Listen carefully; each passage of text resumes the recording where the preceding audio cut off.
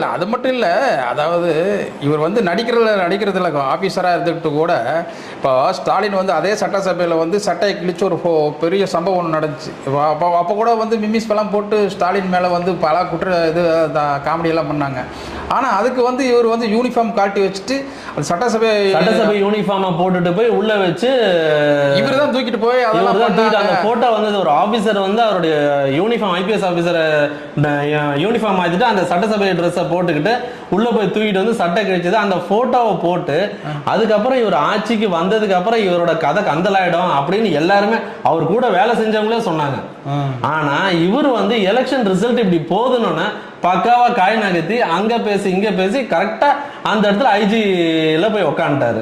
அதுதான் சுதாகர். நிறைய பேர் குற்றச்சாட்டை வச்சாங்க.